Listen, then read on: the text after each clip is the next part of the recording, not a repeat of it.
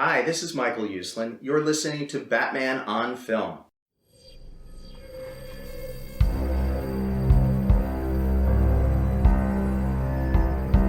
I'm vengeance.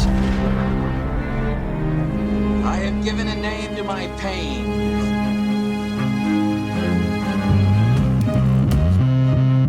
The Batman.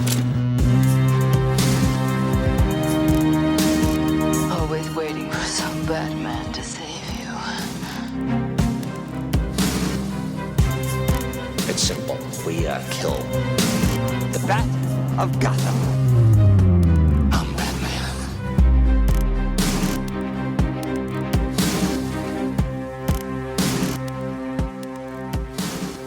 Welcome to episode number 94 of the Batman on Film Social Hour podcast. I am the founder of Batman on Film, Bill Ramey, and this is an old school emergency, Ron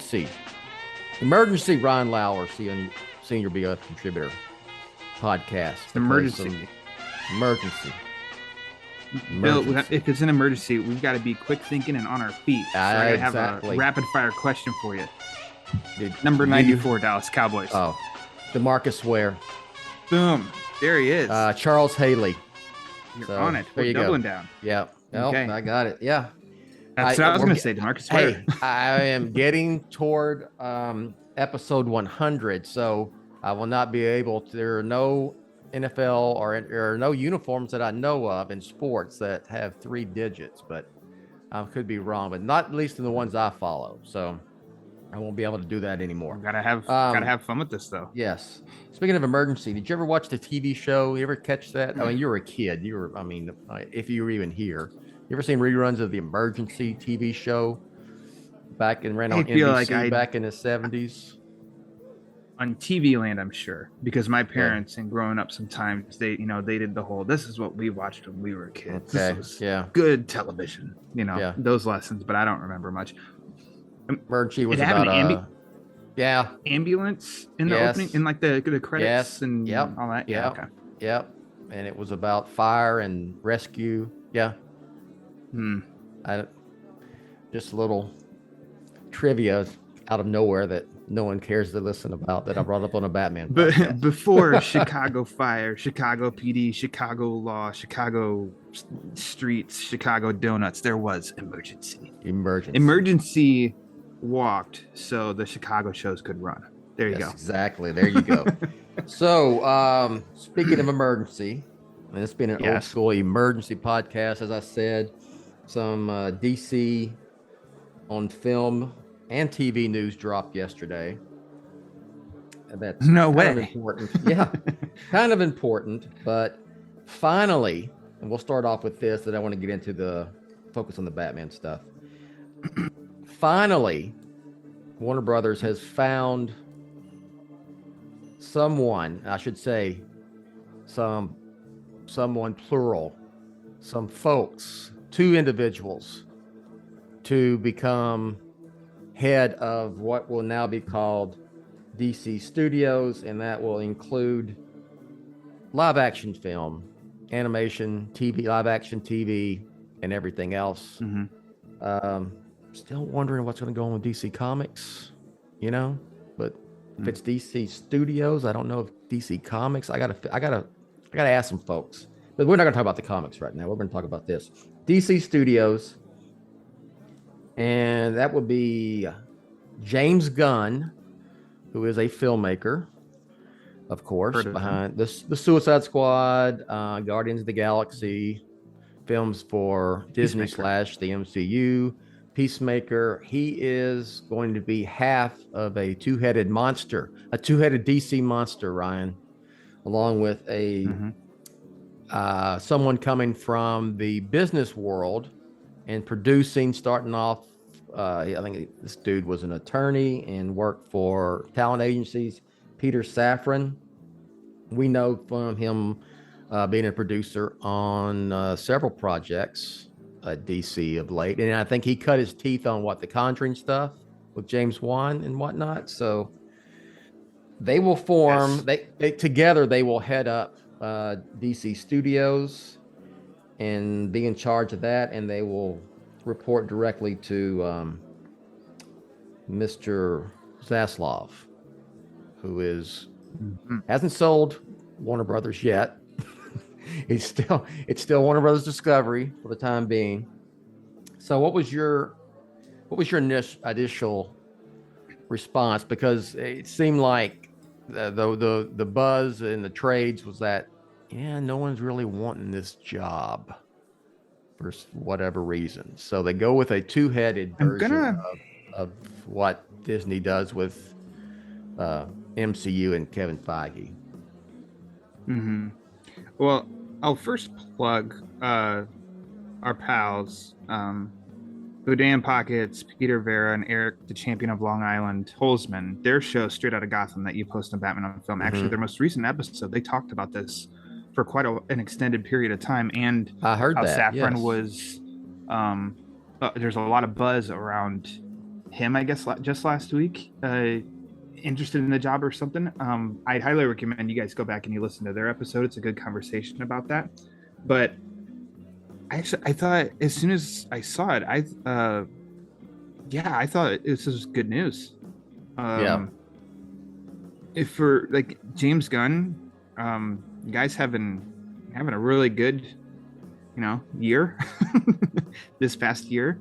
I mean, like you already said, the Suicide Squad, which I thought was fantastic. Apparently, people at Warner Brothers thought it was fantastic too. Yeah. And then Peacemaker became, one of the most buzzed about shows, I think, around the world. Mm-hmm. A monster hit, and then you look at, like you said, Peter Safran, who on the business side of that, I think, he's Shazam and Aquaman, their upcoming sequels, and the Conjuring universe. Like, he's had his hands in some successful movies as well. So I do like the split. I do like it being two people. James, you have a creative and a business, and I think that you then have somebody can be in their corner, and with Gunn being very, very, he's a creative. I think you just see if you read a lot of behind the scenes stuff of movies and TV shows and stuff over the years, you can hear of a lot of problems with, quote unquote suits, and that aren't creatives who think they're creatives. And I'm not slamming, because you need somebody that's business minded to make a lot of these financial decisions. But also it's good to have a creative leading the charge as well. So yeah, I think in the end, I just think it's good news.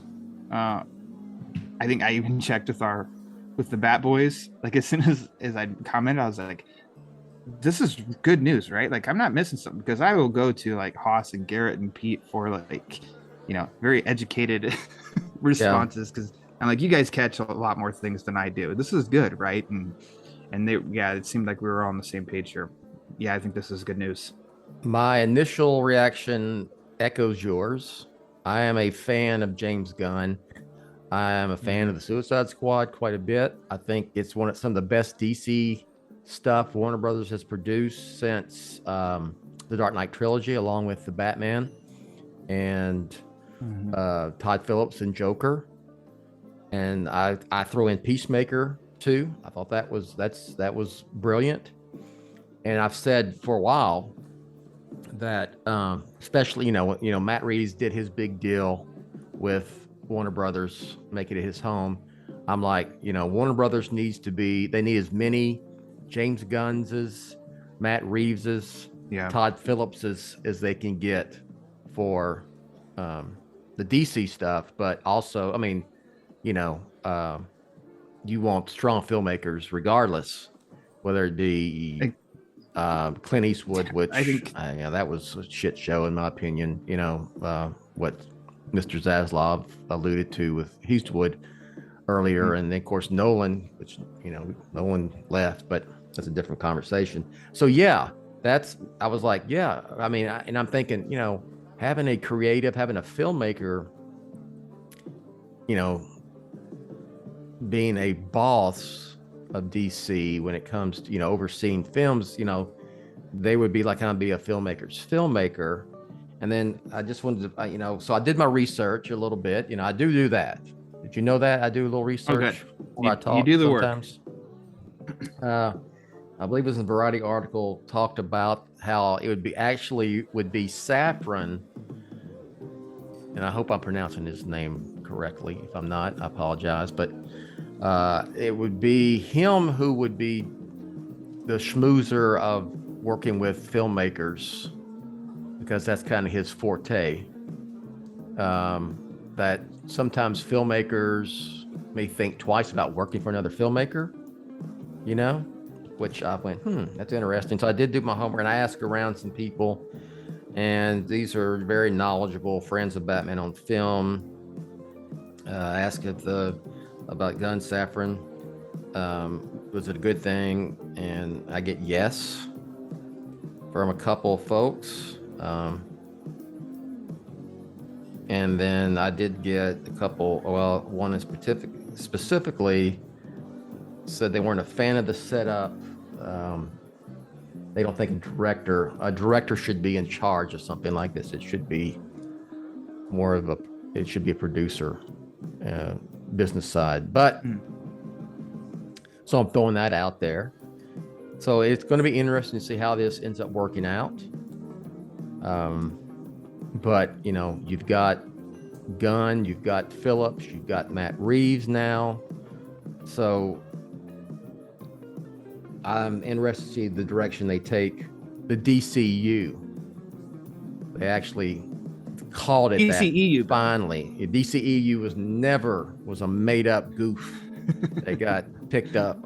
It was my pet peeve. I hated even using that phrase or that acronym. But the DCU. You mentioned really quick. Yeah. You right before we hit record, you actually mentioned of something of what. Still no word on like what impact, if an impact, etc. on the DC comics, like the actual comics. Yeah. And I'm an optimistic thinker, always, and Gunn is very passionate about comics. He's very knowledgeable about comics. He pushed. I'm pretty sure he pushed at the end of the Suicide Squad. There's creditors. Thank you, or giving acknowledgement to artists and writers and stuff throughout the years of DC lore. And I mean, he's tweeted stuff about that. So that gives me, hope that if, granted, he is, according to the Hollywood Reporter article that cited Zaslav, it's DC film, TV, and animation, but who knows if you got somebody like the comics themselves has somebody in their corner that's going to be in a powerful position. Yeah. So maybe there's some influence there. I don't know. Like thinking of my optimism coming into play. I need to ask around about DC Comics and how that's going to go. Maybe I'll get some information, and if I do, I will that I can share. I will let people know on a podcast or some other outlet here at Batman on Film. Yeah. You and I have both heard that the comics portion can use some help. Yeah. Ability and some help. So hopefully, yeah. I know that's probably like the least important of all those segments of film, TV, animation. Then comics comes below that even. But yeah. I mean, it's history, and I think it's still money to be made. And it's the most consistent stuff coming out of DC. So hopefully it's not forgotten about. I still read comics. Yes, I do too. It also says that they're keeping a quote unquote shared universe. How that's going to play out in the future, not completely sure, but they do want to bring in filmmakers who can do their own thing. So it's kind of what they were going for still a little bit with Hamada. And also, you're still going to get the Batman stuff, Joker, things that are,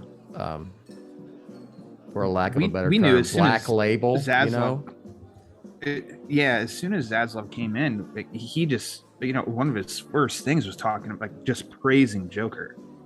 So it seems like that's a Zaslav thing of he likes stuff, something like that. And then creating interconnected stuff, I think that becomes, so like you just said, because that is, I think, one of the best analogies is the Batman and Joker are the black label, and then if you do a connected universe, that's the monthly titles, the Batman, Detective Comics, Action Comics, like those are the stability. We're gonna keep getting those out. Not saying that they're gonna less of quality or anything. It's just more of a making it's all connected. Whereas the it's black probably label stuff can do its own thing. Stuff like James Gunn's The Suicide Squad is a great example. It was connected loosely to other DC things, but it was its own thing, had its own style. It wasn't there to set up anything else, and unless you want to count Peacemaker, but I mean they just spun off Peacemaker into its own HBO Max series. But that's kind of, to me, the way to go with this, because you're not stifling filmmakers and you're not copying what Disney did with the MCU. You still have to do different stuff. You got to be different. You got to be unique. Be your own thing. Gunn's been such a proponent also since he's worked for both sides of their. I'm just kind of saying of like, guys, it's not a feud. Like, enjoy everything. It doesn't have to be so. Like, they're very different. Just enjoy it as like a fan. So I don't know. Like, I like what the guy says. I've liked the stuff that he's been making for DC and Marvel. So I don't know, that to me is, and which of course, because he's definitely, we've seen his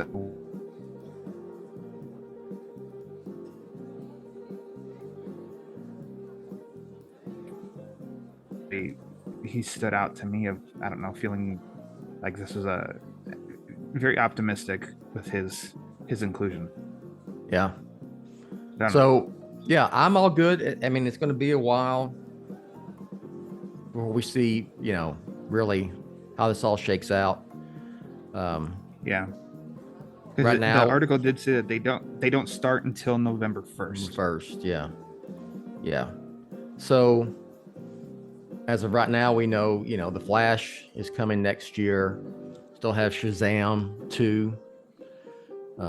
Black Adam is out now. We have the Aquaman sequel coming soon. Matt Reeves is working on the script for the Batman.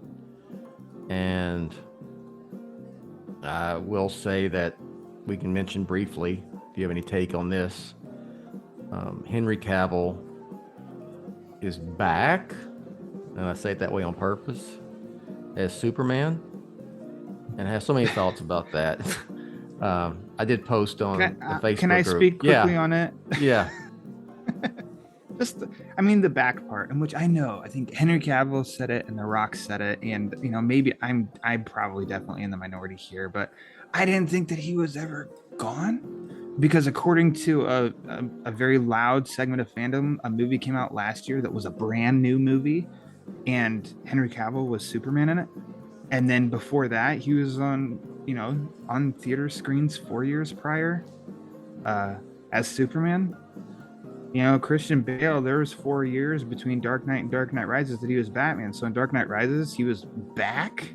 He's back. I don't know. And this is, I'm glad that he's gonna be Superman again in a movie. Like, I'm completely fine with that. I'm cool with that. I like him as Superman. I just kind of thought, like, why is this like he's been, the real Superman has been gone for a long time and he's finally back. It's just, I don't know. You can cut that out if you want. I kind of don't. I said on the Facebook group, my mind. I said, and it's halfway tongue in cheek and halfway not. I'm like, Henry Cavill being back as Superman is like 6 years too late, almost. I have, and if you listen to the show or read Batman on Film, championed I think it was the biggest mistake was not doing a true sequel to Man of Steel, a true Superman sequel, which I thought Man of Steel, which I borderline loved, and I defended that film. Did you know that back in 2013? Did you know that a lot of people didn't like it in 2013, and I was like one of its defenders. Yeah. It's a lot of revisionist history with that. But anyway, so moving on. And I also have said I get why the former regime at Warner Brothers was apprehensive about Cavill returning as Superman because of and the business aspect. I mean, let's just be honest. He played Superman in what, 3 films? 3, 4? I mean, if you only count Man of Steel, BBS, JL-17, and ZSJL. Kind of the last 2 are kind of almost the same in a way. I mean, same project, different versions, but that's beside the point also. None of them really resonated with the general audience. I get that aspect of it. So it will be too. Hopes that there's, and hey, listen, come on here, and I've told you to your face before that I like more of Zack Snyder's movies than I don't. I don't think that the casting in those movies were the reason that it didn't resonate. No, I agree 100% with that. And if people want to argue that it didn't resonate, the numbers show that it did not resonate. Like, sorry, that's what it has to go by. And this was before the hardcore streaming age. The numbers just show that BBS, I'm sorry, you've talked about it how many times, you don't want to talk about it again. Yeah. You look at that drop off to the second weekend, the interest plummeted. People didn't want to go back and see it again. If it resonates with people, they will go back again. It's proven. And I just don't think Zack Snyder's take was what resonated with audiences, and that's fine. You can go do something else and find somebody who can. And so that's what gives me hope a little bit too, of if more Cavill in the future, maybe we'll get a director and a writer that is passionate with the character and has an idea that will resonate with more people. Because I'm obviously Batman is far and away number one. I would love to love a Superman movie, and one that a lot of people love, and it brings Superman. People are so shocked that Superman has been off screen for so long, and it's create interest again to put him as big number one. He won't be, Batman is, but you know what I mean, give Superman that high respect again. Whatever that means, however they do it. I just don't want to see him be back and just show up in these extended cameos in DC films. If you're going to come back, make a freaking Superman film with a filmmaker who has a vision and passion like Reeves had for Batman. Yeah. And that's Superman. See, I do understand that. I do. I was talking with Boudin Pockets recently, and we both, I think he and I are a little on the same page of I don't mind if there are some kind of cameos to at least get his symbol out there until we get that movie. I do understand, because I try to relate it to, okay, let's flip it. Let's say that it's Batman that showed up as a cameo in Batman showed up as a cameo in some movies. I would be like, God damn it, give him his own freaking movie. Yeah. Give me Batman. I want a whole freaking Batman movie. So I get that 100%. Again, because I'm an optimistic thinker, I'm at least hopefully it's creating buzz, and you hear Superman's name a lot and see his symbol and stuff as they work toward getting a writer director and start filming a movie. That's my happy spin on it. Mm-hmm. So I am not a politician, but I give political answers. I understand both sides. Yeah. I'm never just hard leaning one. We'll see what happens with the DCU and DC Studios under these two dudes. I'm waiting for bad news. I'm sorry. This is just kind of how it goes. It gives a big one, and then it follows it up with one that chops you at the knees with like awesome. You got James Gunn and Peter Safran to head. It's DC Studios, right? Yes. Is that what they're going for now? Okay, DC Studios, and then it'll be like. Oh tomorrow. No, DC.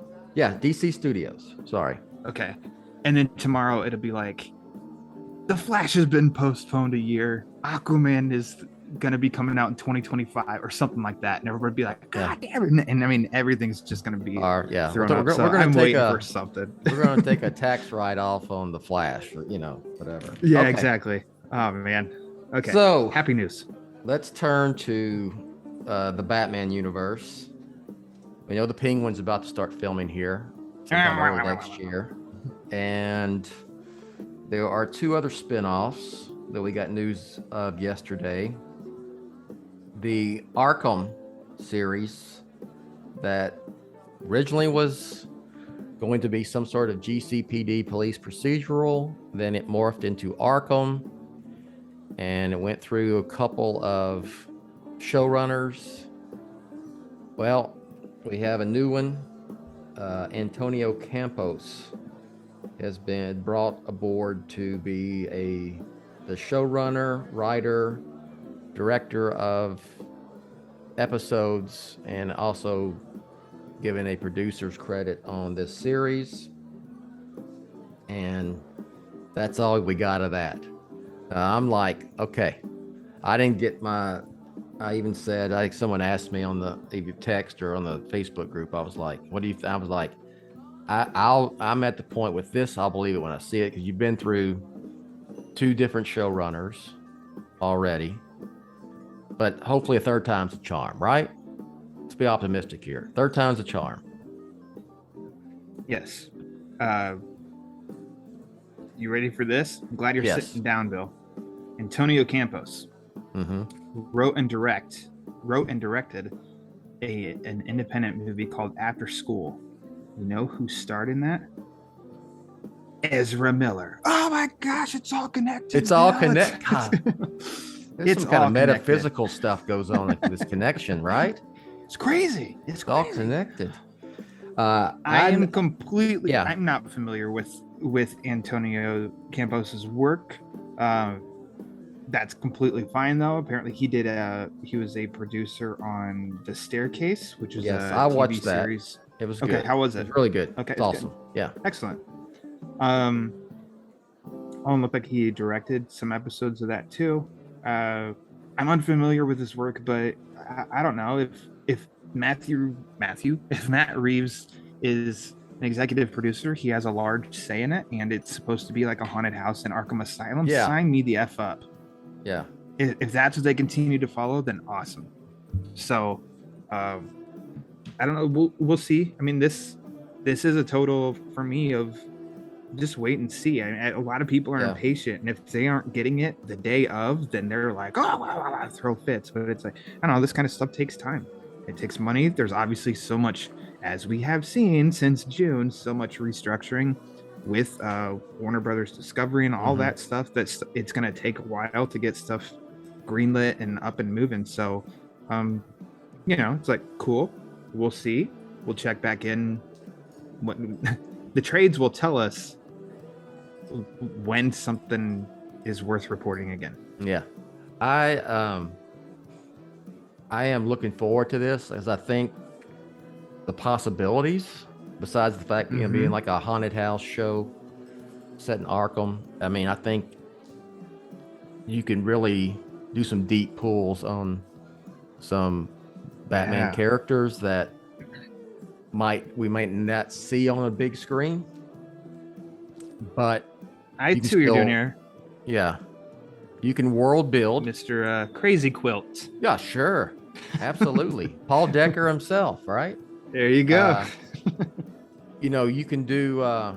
Hey, if James Gunn can do frickin' Polka Dot Man, Calendar Man was also in that movie. Yeah, Matt Reeves can do Crazy Quilt and make him serious and fit. And Egghead. Yes, an Egghead. Absolutely. Get Egghead's return. I'm still looking for that Batman 66 I hope. figure. Yeah, I hope it comes. I hope it happens. I hope this Arkham thing comes to be. As I said, third time's a charm. But I go love ahead. Colin Farrell as Penguin. This Arkham show of the, I know you're about to get into it. There's one that's definitely coming, and then two that are in the process of coming. And the Arkham one could be the one I look forward to the most as a whole. Just because, I mean, man, that's something that's to go deep into a live action Arkham. Like, that's the point, not just a small scene in a movie. It's like, no, that's the whole series. That's exciting. And then the angle is it's a haunted, like a haunted house. Yes. And then the amount of characters you can bring up in it, the deep pulls and stuff, like the idea itself gets me really excited, but I'm also in check of something may happen to where it doesn't come. Yeah, it'd be cool to see that this Arkham, the Arkham of the Batman universe, more expansive. We've seen the interviewing room with Pattinson's Batman and the Riddler, Paul Dano, and also the deleted scene with the Joker. And we saw a cell block, right? At the end with the Riddler and the Joker. But we haven't seen like expansive Arkham Asylum. Yeah. And what it looks like on the outside and stuff like that. So we talked about and that who else in is there? Chapter by chapter, and about like it leaves room for if and when they get to Arkham, that they aren't pigeonholed to a distinct look. It's like, no, they kept it small, so there's room to create. Yeah. So we'll see what happens with that. I'm with you. Fingers crossed. Hope it happens. Looking forward to it. We also found out, and this was from Variety, Joe Otterson, I believe. I'm not good at names. I just go with the last initial a lot now. Yeah, Mr. Joe O. Yeah. He says also, besides the Arkham thing, which started out as the GCPD show, I was looking forward to it at that original incarnation, because you had one of the dudes from Boardwalk. Was it Boardwalk Empire? Was on that? Yeah. And then leftover creative differences with Reeves and Warner Brothers. But anyway, that's still coming. And Matt Reeves had said, he did interviews that it moved into Arkham, it morphed that way, and I get why we went that direction, but I still kind of hope we can get back to the GCPD. Well, he says, this Mr. Joe O. Otterson from Variety, that it's still in development right now. It's not DOA, it's still in development. Now, what that means, I have, that's good. That's a little gray area. I mean, it means it's not dead. Sure. Yeah. So maybe they're looking for a showrunner, writer, and all that stuff. And you can pull a Lloyd Christmas, so you're saying there's a chance. Yeah, exactly. So that you have that. We've already talked about in a previous show. We talked about the other stuff that was mentioned in that recent article in the trade. I think it was Hollywood Reporter about Matt Reeves really trying to expand the Batman universe with, Clayface and who else? The Scarecrow and whatnot. But again, I warn, these are guys, they're just spitballing ideas, right? Yeah. What can we do with this? What can we do with this character? Could we do a series with this Batman rogue? Whatever. Not all that's going to happen. So don't take it to heart like it's set in stone and then it doesn't happen. And you went, curses, Warner Brothers, you sons of bitch. You son of a bitch. Sons of bitches. What the hell's going on here? Yeah. Why isn't Mr. Freeze back there looking for diamonds? He's gonna be in Arkham, just in the background of scenes. Yes.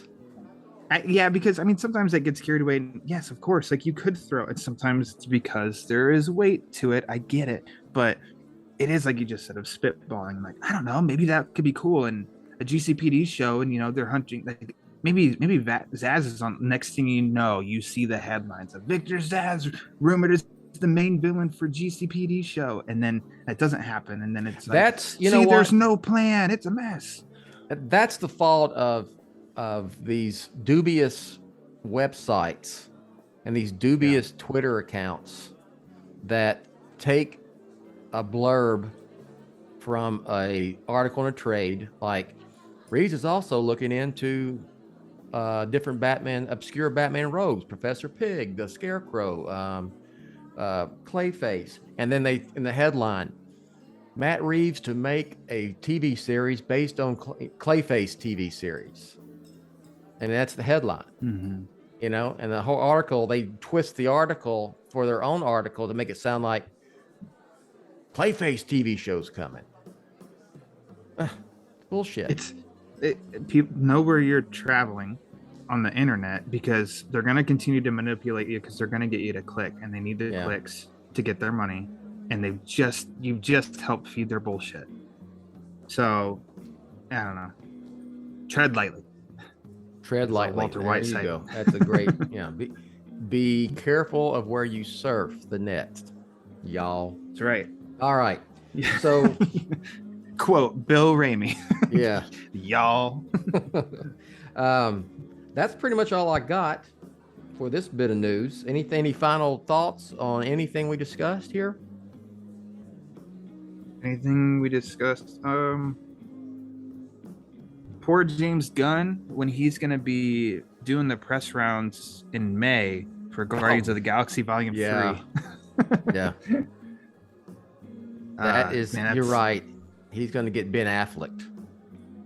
Oh, pretty much. And they'll ask him, all they'll ask him is about DC shit. But again, until we get chopped at the knees, like, I don't know. We don't need to celebrate as if we all just won the lottery. Let's have perspective. This is entertainment, but it seems like this is good news for DC. And you know what? Harvey Dent told us the night is darkest just before the dawn. The dawn's coming. I don't think that this announcement was the dawn. I think there's going to be some more mix-ups. I know, but I've said this before. It's not like DC film and TV has been a total disaster, and that's what people act like sometimes. No. Okay, you did have this thing called the Dark Knight trilogy.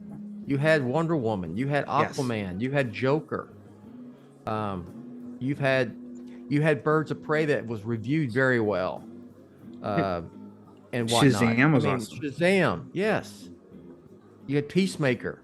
So it's we're not starving. It's just that this is not dumping on Marvel. I think Marvel is just so consistently putting stuff out. It seems like DC is a mess. To me, I feel like Marvel is putting too much stuff out that I'm starting to lose interest because I can't keep up.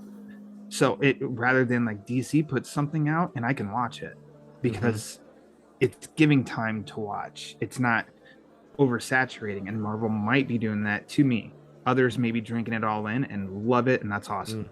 I don't think like you just fired off like that of we've been eating well. And for naysayers, they got a movie last year that people didn't think they'd ever get. So like, I don't know, DC is all right. And on the comics side, especially Batman fans, like there's a shit ton of comics coming out every single week to hold you over until the main course. So we're all right. And a new video game just came out based in Batman's world. So DC's okay. Yeah, I'm with you. All right. You can plug something if you'd like. Oh boy. Let's plug my recent review on Batman on Film for Sean Murphy's Batman Beyond the White Knight. Bill, that guy can do no wrong. Like, I am my really, God, I love his Batman stuff. I am really looking forward to seeing where this ends up. This Beyond the White Knight. I'm not going to spoil anything for anybody because a lot of people are waiting for the collected edition to come out and read it like that. Okay, I understand. Which I'll buy, even though I read them individually. So, I buy the singles. I'm buying the collected when it comes out. But yeah, I just think what he does in this whole White Knight universe, it works for me. I think everything just works for me. And it's not because, shameless plug, I've gotten to interview him twice on the BOF podcast. So check out the feed for those episodes in August, and then one at the end of March. Sean Murphy came on twice and talked about White Knight. Great conversation. Really chill dude. Also, I have a podcast of my own, the Batman Book Club. Most recent episode was, third name drop, Boudin Pockets himself, Peter Vera, where we talked Ghosts, the final story collected in the Haunted Night collection from Jeff Loeb and Tim Sale. Check that out on Batman on Film or wherever you listen to podcasts. And then make sure that you also, look at this podcast feed for Batmanimation. Last episode was with Minnesota's finest Garrett Grabs, where we talked the World's Greatest Super Friends episode, Frankenstein. Have you ever seen that before, Bill? Do you remember that one? As a kid, but I have not. I mean, so we're talking. Don't age yourself. Over 40 years ago, you know. It's been what was the date on that? What was the date on that? 79. Episode? 79. Okay, so I was 14. But I remember. Oh, then you might have been too old for it at the time it came out. I was too cool for school at that Too cool point, for sir. it. Yeah. I get it. But I have seen it, yes. Yeah. The Batmanimation, that episode was with Garrett Grev. We had a blast talking on that one. And then actually coming up next, it'll be coming really soon, actually, with Peter. Man, this guy. Who is this Peter Vera guy? And we're going to be talking about I heard Grundy's he does Night. a couple of podcasts. Is that true? He does. He does a couple of podcasts. Yeah. Aside from Zack Snyder, he's the biggest Vero promoter or whatever it's called, social network. But we're going to talk about the Batman Grundy's Night because that's a Halloween episode and tis the season. All right. I will plug something. We are going to be doing. We're at the end of the Batman chapter. We'll be doing the bonus scenes or the cut scenes, the extra credit, whatever you want to call them, bonus scenes. We're going to be doing that tomorrow. We're recording this on the 26th of October, 2022. We'll be recording that tomorrow. Me, you, and Micah Ramey. We'll be talking about both of the cut scenes, and then we'll be doing the credits to finish up. And if you're thinking, how can you do a show on the credits of a film? You'll see. Oh, you'll find out. I'll show you. Yes. And wasn't that cut from The Dark Knight? Ledger in the interrogation scene, doesn't he say, "You'll see, I'll show you"? That was in like all the TV spots and stuff, and I loved it. And I think that was, that wasn't in the movie. Anyways, that's what you made me think of. You'll see, I'll show you. Yes. Speaking of The Dark Knight and other Batman films, we do have a new podcast coming out. We're going to spin off the chapter by chapter into its own show, and we'll be starting off with Batman 89. And at some point, yes, we will get to The Dark Knight and break it down. My favorite movie of all chapter. time. Yep. And that for everything else, just go to Batman on Film. There's a bunch of good stuff there. There's no nonsense. There's no clickbait. No spoilers. Just a bunch of guys like Batman. Batman stuff. Right? That's right. Yeah. Yep. That's all you get. That's all you get. All right. So for Ryan, I'm Bill. Announcer Rachel will take us out, and we will catch you next time. Thanks for listening to the BOF Social Hour, Jett's official vlog and podcast on Batman on Film. Follow Jett on Twitter @BatmanOnFilm. Follow the BOF newsfeed on Twitter @TheBatmanOnFilm. For Jett and everyone at BOF, I'm announcer Rachel. Authoritative, definitive, the original, Batman on Film, established in 1998.